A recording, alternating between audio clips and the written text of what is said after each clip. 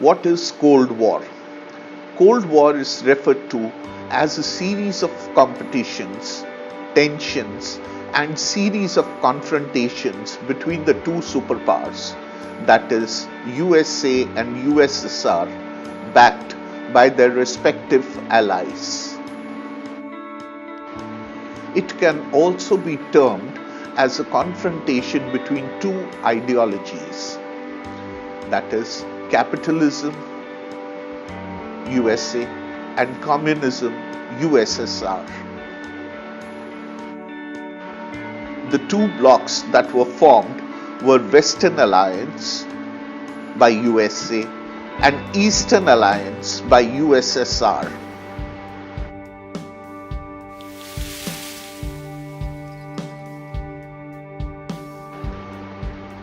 On August 14, 1945, the Allied forces comprising USA, USSR, Great Britain, and France defeated the Axis powers comprising of Germany, Italy, and Japan.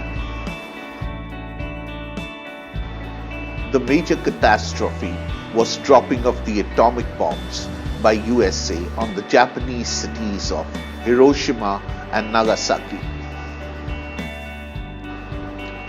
This marked the end of the Second World War. This stage can also be termed as the beginning of the Cold War. The Axis powers, Germany, Italy, and Japan, had been defeated and annihilated. The erstwhile colonial Great Britain and France had been ruined and ceased to be colonial powers. USA and USSR now emerged as the new superpowers of the world. Thus started the rivalry between the two allies who fought together in World War II. Friends had become foes and allies had become adversaries.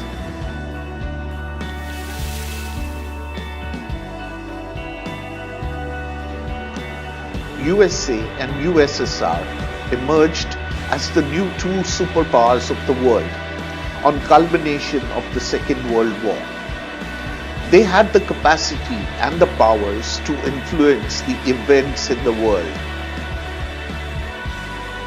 Since there were two superpowers competing, the world became bipolar.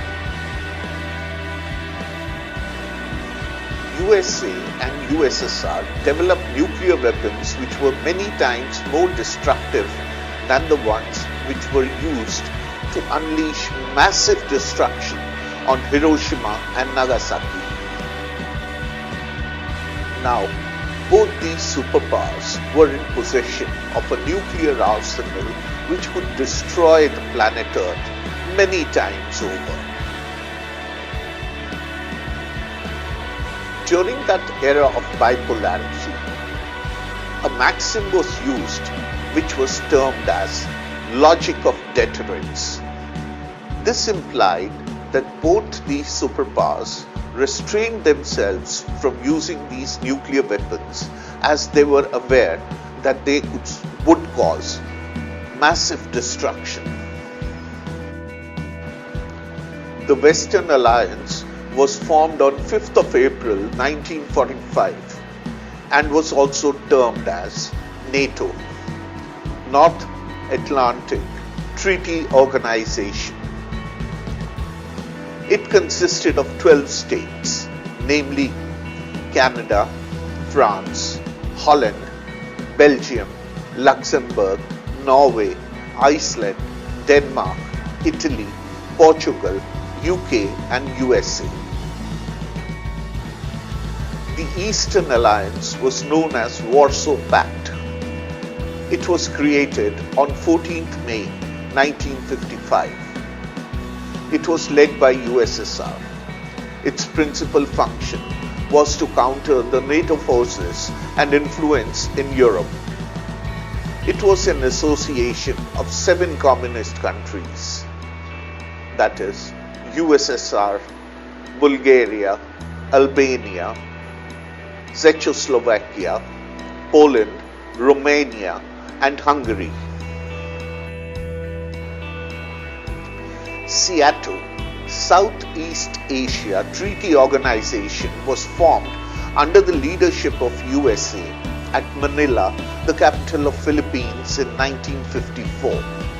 It consisted of following 8 members: USA, UK, France, Australia, New Zealand, Pakistan, Thailand, and Philippines.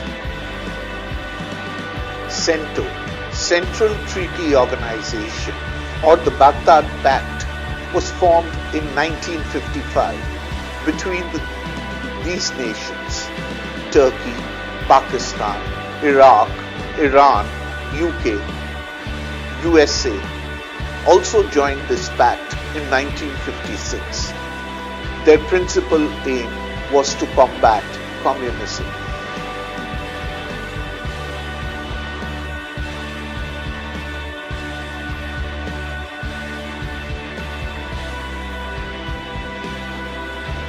To counter this, the USSR established close relationships and ties with North Vietnam, North Korea, and Iraq.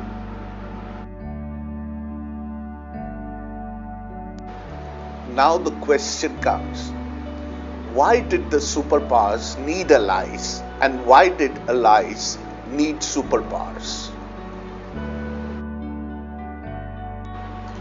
The superpowers needed allies because they gained access to vital resources such as oils and minerals.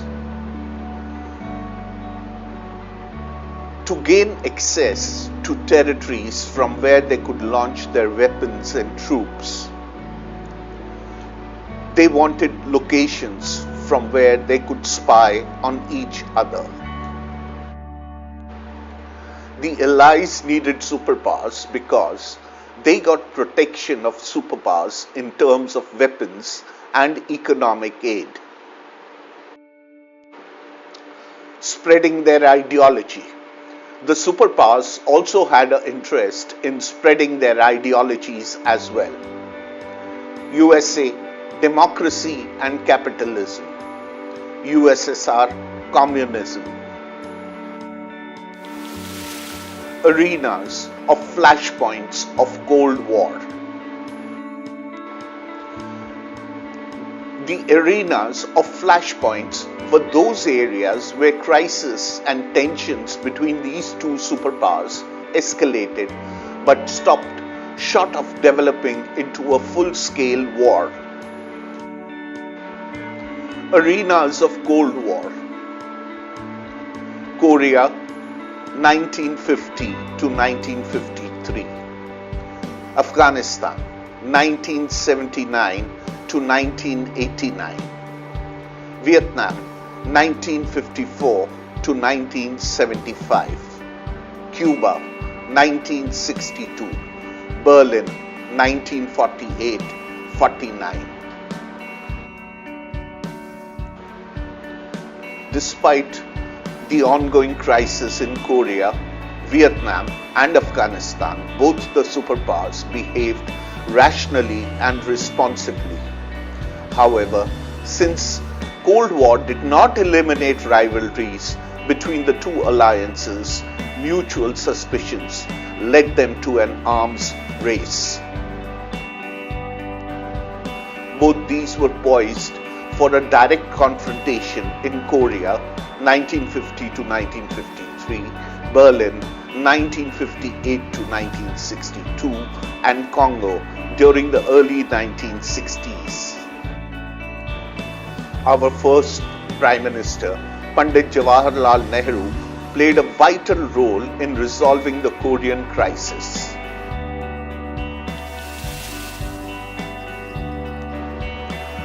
The confrontation between the two superpowers over the installation of missiles by USSR in this island nation of Cuba, which was only a few hundred miles off the mainland of USA. This was considered as a serious threat by the then US President John F. Kennedy. President Kennedy ordered a naval as well as an air blockade around the Cuban island to put a halt to any Soviet vessel proceeding towards Cuba. The crisis de-escalated when there was an assurance from the Soviet Union that it would dislodge its nuclear missiles. This, however, carried an assurance from USA that it would not take any military action against Cuba. The entire world watched this escalated tension with bated breath as the threat of a nuclear war loomed large. This happened in the year 1962. This was the most serious of the flashpoints. Both the superpowers understood that a war might occur in spite of restraint. To limit the destruction, they decided to collaborate in limited certain kinds of nuclear and non-nuclear weapons through arms control by signing various treaties such as the Limited Test Ban Treaty.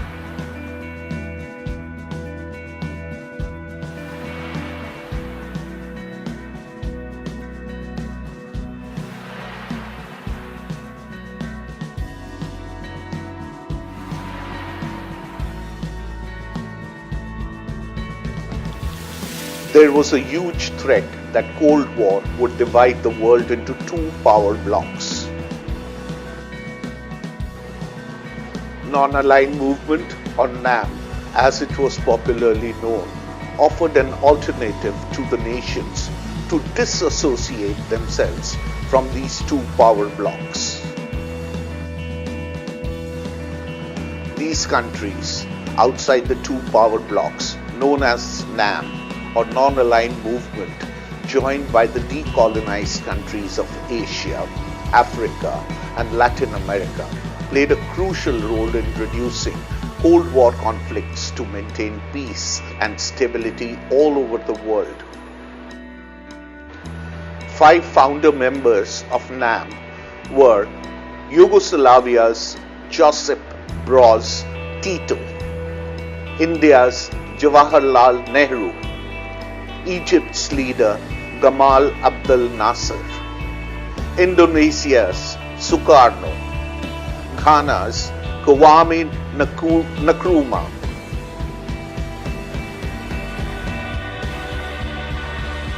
The first non-aligned movement summit was held in Belgrade, the capital city of Yugoslavia, in the year 1961.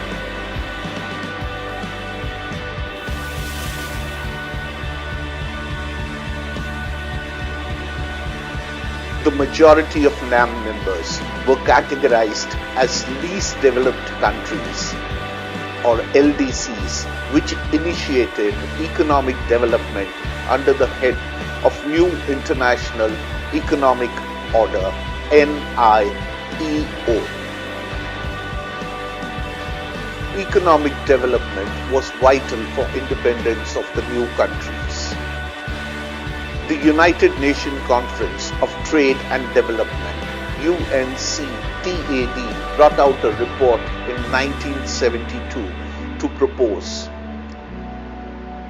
to give the LDCs control over their natural resources, to make Western markets available to them, to reduce cost of technology, and to provide a greater role in international economic institutions.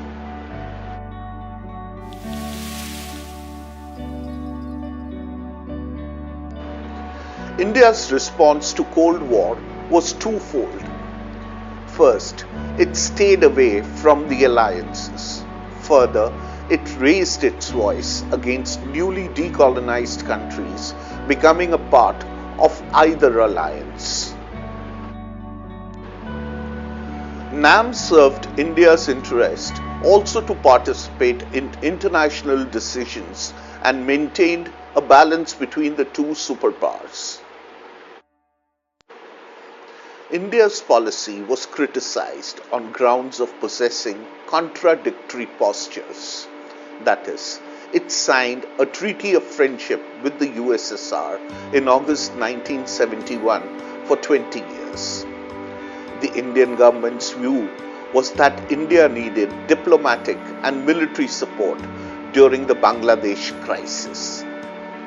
That in any case, the treaty did not stop India from having good relations with other countries, including the US. It is said that NAM has lost some of its earlier relevance after the disintegration of USSR and the end of Cold War in 1991, both as an international movement and as the core of India's foreign policy. NAM is based on a resolve to democratize international system by thinking about an alternative world order to redress existing inequities that poor and very small countries need to follow any of the big superpowers. Instead, they can pursue an independent foreign policy. These core values make NAM relevant even in today's scenario, as it has stood against adverse circumstances and served an important purpose of protecting the interests of third world countries.